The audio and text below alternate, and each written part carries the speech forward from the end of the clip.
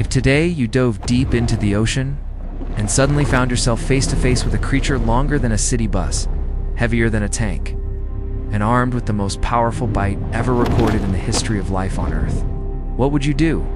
Would you freeze? Would you flee? Or would you simply stare, overwhelmed by the terrifying scale of the monster before you? This is not a creature of fantasy, not a myth whispered by sailors. This was a real animal, a real predator, a real force of nature.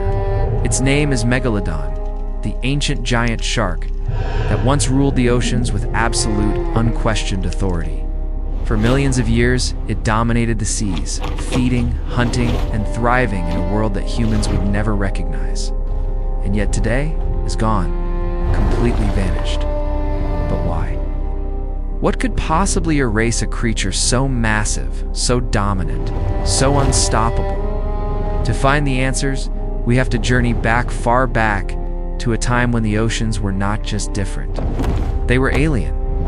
Long before humans walked the earth, before the first civilizations rose, even before many modern animals appeared, our planet was in the Miocene and Pliocene epochs, a world shaped by warm waters and thriving marine life. Picture vast stretches of ocean glowing with heat, teeming with creatures of colossal size. Whales roamed in enormous numbers, some as large as buses themselves. Giant sea turtles glided slowly across the currents. Schools of massive fish shimmered beneath the waves. Life flourished with almost overwhelming abundance. This was not just an ocean. It was a kingdom of giants, and into this flourishing world emerged a predator designed for domination. A hunter built by millions of years of evolution into one of the most efficient killing machines ever to exist. Megalodon was no ordinary shark.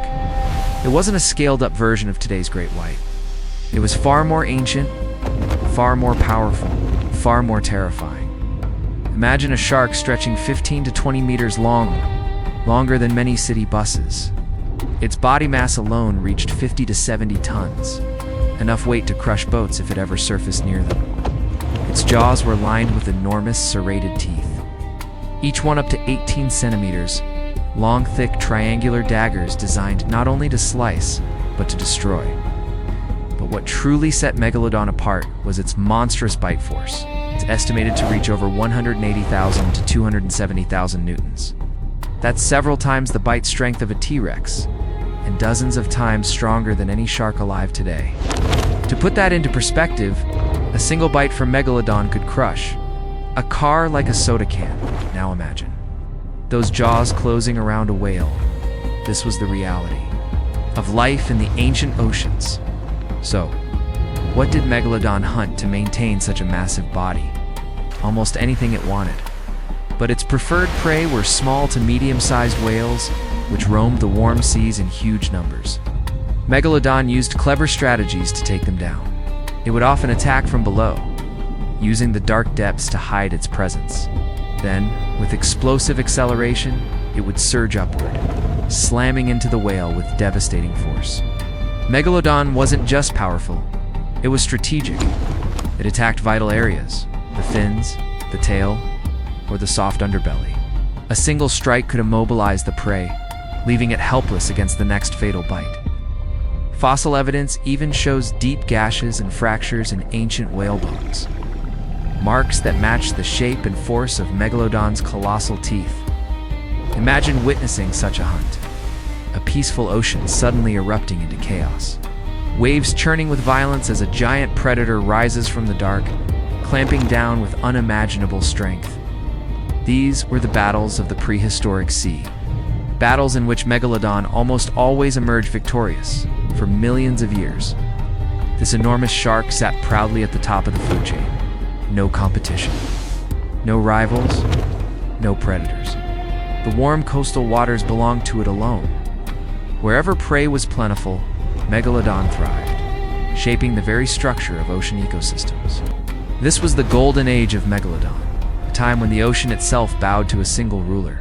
But every empire, no matter how mighty, eventually faces decline. And Megalodon's downfall came not from a sudden cataclysm, but from a slow, relentless change As Earth shifted into a cooler climate, the oceans began to change. Warm waters that Megalodon depended on began to shrink.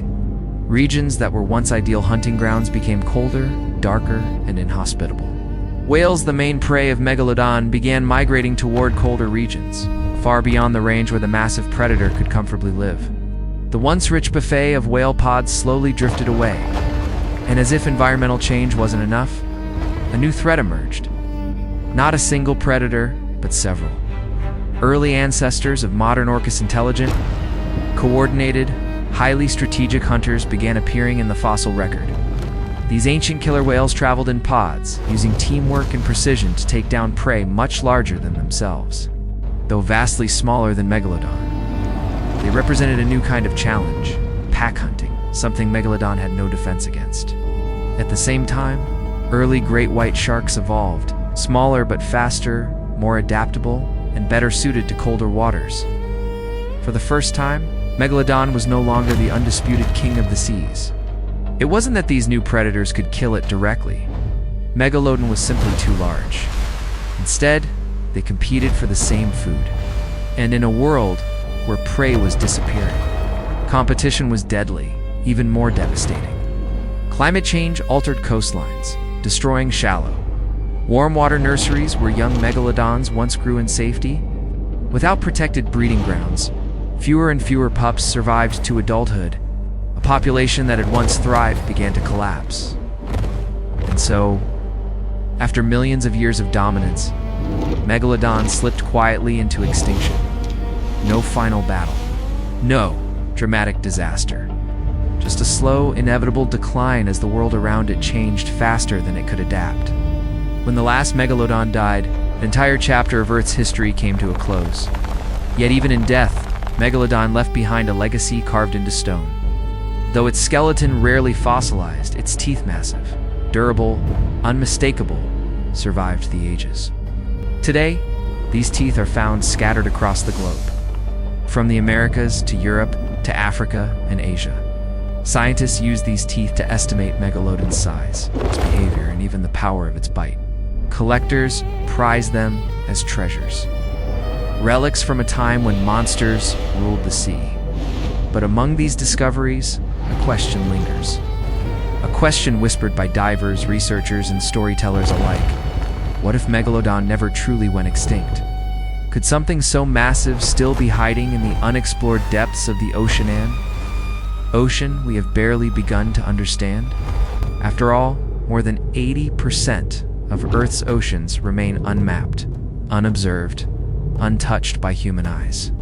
What secrets lie in the darkness? What giants still roam in places where sunlight never reaches? If Megalodon still existed today, would humanity even dare to venture into the deep? Or would the ocean become a frontier too terrifying to explore? Perhaps the more haunting question is this: if Megalodon was once real, what else might be? Because the ocean is ancient, it is powerful, and it guards its secrets with silence.